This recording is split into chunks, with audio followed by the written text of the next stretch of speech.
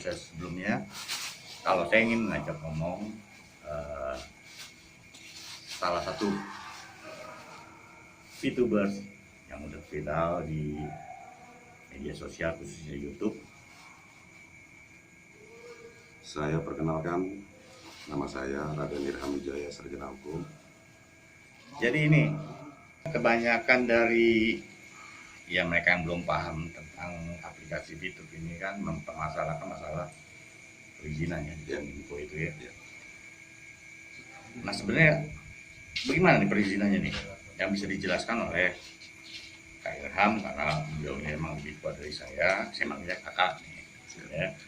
Jadi oleh Kak Irham ini bisa menjelaskan tentang perizinan dari Kominfo menyangkut dengan aplikasi VTube. Oke, yang pertama saya buka dulu. Di bulan Januari, tanggal 18 Januari itu pemerintah Republik Indonesia memberikan izin komersial kepada PT Future Viewtex Indonesia. Artinya itu perusahaan yang membidangi di VTube ini. Terus yang kedua, pada tanggal 10 Maret 2020 Kementerian Kominfo itu memberikan surat izin terdata bahwa sudah terdaftar di Kementerian Kominfo. Pada saat ini di VTube itu mempunyai 3 fase. Artinya ada 3 fase. Fase pertama itu adalah advertising, artinya periklanan. Terus fase yang kedua e-commerce, artinya transaksi jual beli secara elektronik. Terus yang ketiga adalah digital currency. Digital currency berarti ini mata uang. Uang bisa diartikan mata uang secara elektronik, artinya secara online.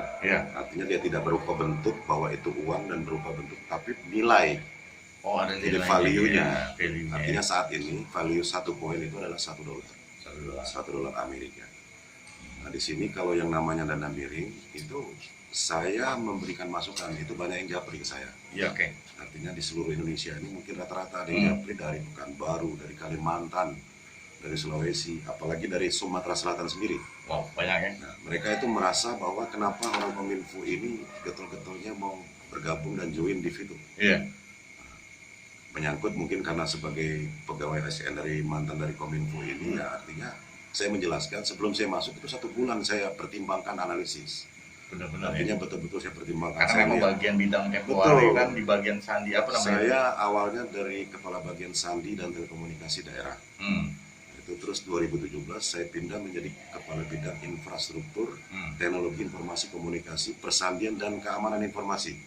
Artinya memang kerjaan saya sudah memang membidangi. Artinya kalau awalnya saya selama sebulan saya cari tahu dan analisis kalau ini abal-abal dan tidak punya izin dan ilegal, makanya dari awal saya tidak akan masuk.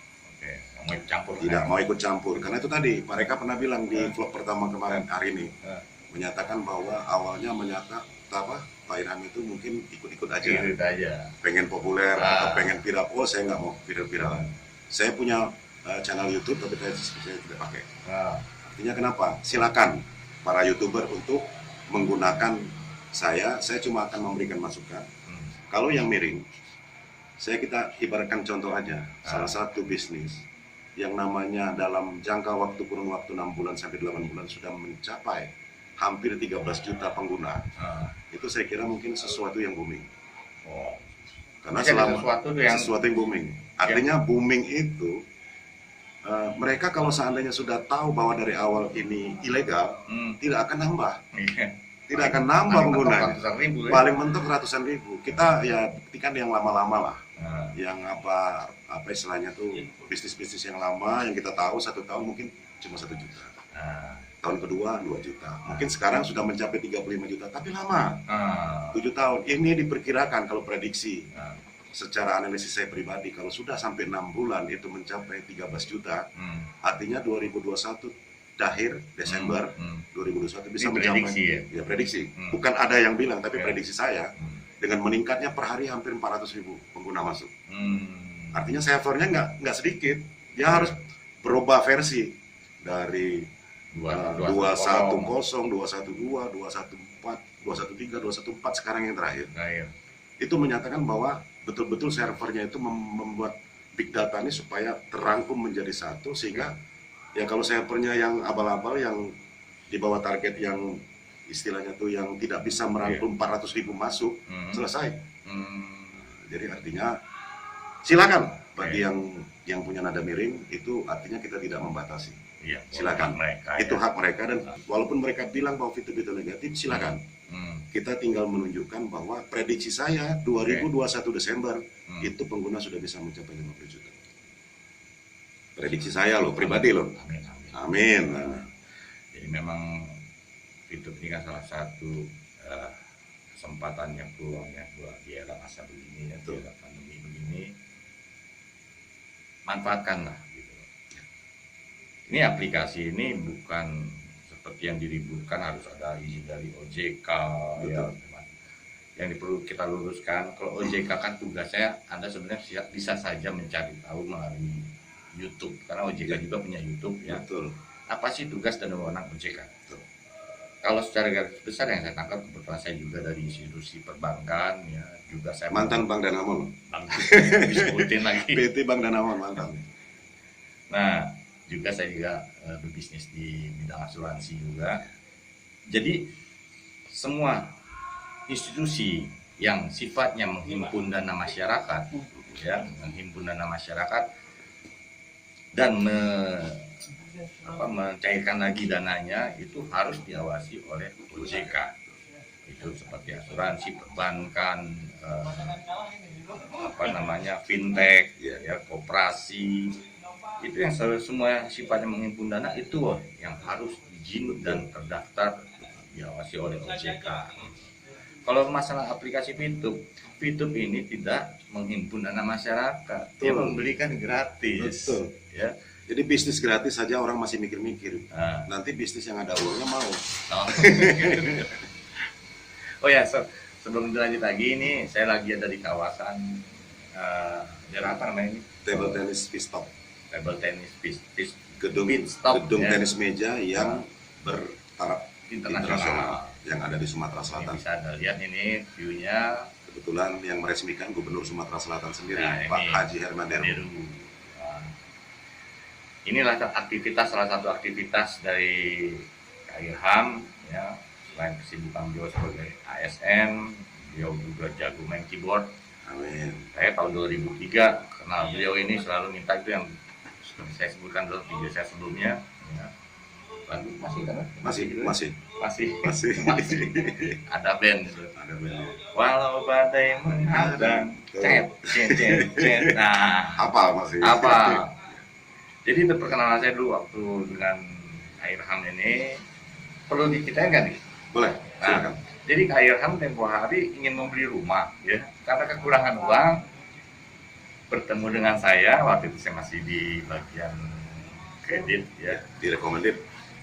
Saya proses, ya, dengan posisi beliau sebagai ASN dan memiliki profesi sebagai artis. Artis deh, seniman, ya. Nah itu saya analisa, artinya institusi perbankan dan manajemen memberikan persetujuan untuk beliau memiliki rumah. Sekarang rumahnya udah dulu beli 950 juta, sekarang udah 10 kali lipat. Nah, kawasannya juga kawasan elit. Itu berkat Pak Reka. Enggak juga. Reka Reksa, ya kita harus puji karena beliau dulu punya sesuatu yang membuat orang itu menjadi sejahtera. Saat ini alhamdulillah berkat beliau 2003, 2021 ketemu lagi, dan alhamdulillah saat ini kita sama-sama menjadi VTuber. Iya. Ketemunya juga saya ngeliat dari YouTube tempo hari. Iya. Jadi itu yang perlu dijelaskan, satu masalah regulasi. Sekarang kenapa di banned perizinan di Kominfo-nya, ya? Okay. Nah ini yang harus diketahui oleh para VTubers, juga Anda yang mungkin sedang menonton video saya saat ini. Anda bisa Oke. Jadi maksud di banned di situ sekarang ini yang diblok oleh Kominfo itu bukan izinnya, tapi websitenya. Karena akan memperbarui dengan lisensi GR80. Nah, kalau mau tahu GR80, nah, silakan buka Google aja. Pasti jelas. Lisensi GR80 itu menambah perizinan yang tadinya dari advertising menjadi e-commerce. E-commerce. Artinya setelah e-commerce nanti waktu digital currency itu nanti akan ditambah. Jadi prinsipnya satu, saya punya prinsip satu aja. Seluruh VTuber tenang-tenang, tidak terpengaruh kanan kiri. Selagi masih bisa install VTube itu di Play Store, bisa registrasi, bisa menjalankan misi, dan bisa transaksi di exchange counter, maka sampai saat ini Kementerian Kominfo Republik Indonesia insya Allah tidak memblokir dan tidak menganggap VTube itu ilegal. Artinya itu yang saya mau perhatikan. Itu yang harus digarisbawahi. Jadi Anda nggak sia-sia buang nonton video saya ini, karena saya menampilkan orang yang memang lebih kompeten dalam hal ini menyampaikan kepada teman-teman para YouTubers yang ada di Indonesia.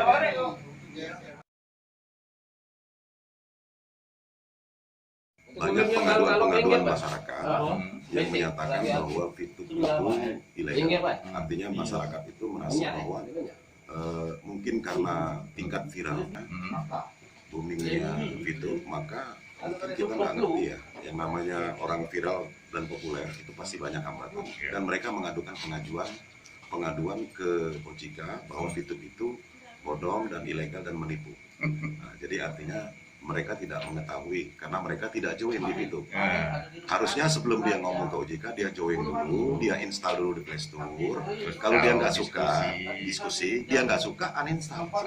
Tidak ada yang dirugikan. Uang dia tidak kita minta, dan juga VTube tidak pernah meminta uang kepada seluruh Tapi ngomong VTube dapat duit dari mana? VTube dapat duit yang pertama itu kalau kita install ke Play Store itu sudah dapat satu orang berapa, itu dikalikan 12 juta, 13 juta. Itu artinya berapa harga YouTube yang kalau kita install, itulah harga VTube. Nah, tuh salah satu. Jadi salah satu penghasilan dari PT Future VTech ya. Ya, VTech ini mendapatkan penghasilan sampai dari situ. Saat kita menginstal. Terus itu baru dari ya. Belum nanti kalau iklan, belum lagi nanti masih masuk ke fase e-commerce, belum lagi nanti kalau ada digital currency. Karena visi misi dari VTube penghasilan, hiburan menjadi penghasilan, dan arah ke depannya itu akan merebak sampai ke Asia Tenggara dan terakhir sampai ke Asia. Artinya nanti suatu saat, bukan tidak mungkin, orang beriklan di VTube itu tidak pakai dolar, tidak pakai uang kontan, tapi dia pakai poin. Saat ini 1 poin $1. Artinya kalau currency-nya nanti sudah bergerak cepat, booming dan lain sebagainya, banyak yang akan beriklan di VTube, maka bisa jadi currency-nya naik. Satu poin bisa menjadi 3 sampai 5 dolar. Bisa jadi. Karena apa? Tingkat minat, animonya sudah banyak, dan orang itu tidak diminta uang untuk kirim untuk beriklan. Dia cuma cukup beli poin. Berarti suatu saat kalau Pak Reka punya perusahaan di Jepang, ya pengen beriklan di VTube karena ditonton sama 15 juta sekarang, berarti nanti suatu saat bisa 50 juta orang nonton. Itu kira-kira CEO yang Pak Reka yang ada di Jepang, begitu mau beli poin, bisa jadi dia klik nama saya sebagai penjual yang punya poin $10.000. Itu ya bayangan kita. Bayangannya kita di situ. Sampai sejauh itu. Jadi ya Anda baru-baru bergabung di VTube ini, yang mungkin sekarang masih menganggap sepele, ya nggak apa-apa itu pilih. Jangan ragu. Jangan ragu. Tapi kita kedepannya, ya kami ini sebagai VTubers juga memiliki pandangan ke depannya seperti inilah. Inilah namanya bisnis di era digital, di era internet. Kita nggak bisa pungkiri lagi. Ya, ini yang terjadi. Nah, kita mau ikuti perubahan yang ada sekarang atau masih tetap dengan pola yang lama? Saya bisa tambahkan. Boleh. Yang pertama, ini sebetulnya VTube hadir di Indonesia sebagai tuan rumah. Karena plus 62 itu kan Indonesia, nggak ada plus 62 negara lain. Artinya dengan adanya pandemi COVID-19, semua penduduk itu pada saat itu di bulan Maret itu dihimbau untuk di rumah saja. Apapun di rumah saja. Sekarang timbul VTube di tanggal 20 April 2020, 1 bulan COVID muncul, 1 bulan VTube keluar. Dengan kondisi orang itu nggak perlu cari duit keluar, cukup di rumah, apalagi ibu-ibu rumah tangga. Dia masak jam 8, dia scroll 1 kali nonton, jam 9 nonton lagi sampai jam 3 sore, itu udah selesai 10 iklan. Dan dia dapat dengan gratis yang dia regis $0,3 per hari. Artinya dia gunakan posisi manual, tidak strategi fast track, dia jalankan dengan gratis 0,3 per hari. 34 hari dia dapat $10 loh. 34, siapa yang mau ngasih? Ya mohon maaf kalau seandainya kita ada bisnis yang seperti ini yang lain. Saya terus terang dari awal kalau yang namanya bisnis, kalau registrasi pakai uang itu saya tolak duluan. Duluan tolak. Kenapa? Pasti nggak beres. Oh iya, ini yang saya pertanyakan juga nih. Kenapa kita harus ada KTP? Oh iya. Jadi saya tanya juga balik. Kenapa sekarang SIM card itu harus menggunakan KK dan KTP? Artinya SIM card itu kan harus menggunakan KK dan KTP. Artinya sama. Orang itu kalau tidak mau abal-abal pasti dia minta KTP. Kecuali kalau sampai dia minta nomor PIN ATM itu ditolak, pasti bukan dari Fitur. Pasti bukan dari Fitur. Kalau dari Fitur cuma dua. Satu minta nama banknya, dua minta nomor rekening bank. Di luar itu sudah bebas.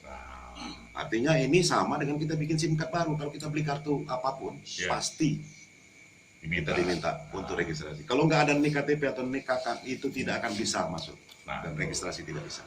Nah juga sebagai tambahan juga, ini sebagai jaminan pihak Fitur kepada pihak ketiga nanti, apakah benar penggunanya ada orangnya gitu loh. Ya. Dengan dasar tadi legalitas dari identitas KTP ya. Jadi sudah terbentuklah bahwa ini loh audiens yang dimiliki oleh Fitur ini sudah sekian juta orang ya. Nah, jadi itu sebagai gambaran buat teman-teman itu pun juga Anda yang saat ini sedang mencari tahu ataupun pengen tahu lebih banyak tentang Fitur. Ya inilah yang bisa kami sampaikan ya tentang beliau pernah menjabat sebagai yang membidangi infrastruktur, teknologi dan informasi komunikasi. Sebagai referensi, jika ada orang yang menanyakan ya silakan nanti bisa melihat komentar di dalam video saya ini. Nah, seperti yang kita tahu juga foundernya Jack Gue ini kan, Jack Gue ini CEO-nya orang Malaysia ya. Orang Malaysia. Kenapa nggak buat di Malaysia? Malaysia mayoritas penduduknya cuma berapa juta? Indonesia kan 200. Itu enggak semua. Kalau sekarang 260, 6 bulan sudah bisa mencapai 13 juta. Jadi karena pasaran market share-nya lebih gede di Indonesia. Makanya Jack Gue mungkin memilih membangun bisnisnya di Indonesia. Jangankan Jack Gue, orang-orang Korea juga banyak yang belajar bahasa Indonesia, supaya banyak viewersnya kalau nonton YouTube tuh. Ya. Jadi banyak orang-orang di luar melihat ya satu mereka belajar bahasa Indonesia ya karena apa? Diprediksi ini Indonesia ini menjadi negara raksasa juga internet ini. Penggunanya sudah luar biasa. Jadi manfaatkan sekarang ini buat teman-teman yang belum paham atau pernah dikenalkan tentang Fitur, segera hubungi orang yang mengenalkan Fitur ini. Sponsor. Sponsornya. Atau Anda bisa bergabung dengan Irham Wijaya. Amin. Boleh disebutin nomornya? Nomor HP, nomor referral. Nomor referral. 3356 101. Nah, 3356 101. Kalau mau join nama saya. Jadi itu aja buat teman-teman VTuber ya yang udah nonton video saya ini. Semoga video yang saya buat kali ini bersama Irham bisa bermanfaat. Amin. Salam sukses buat para VTuber Indonesia. Kalau kodenya Bravo VTuber Indonesia. Go Diamond.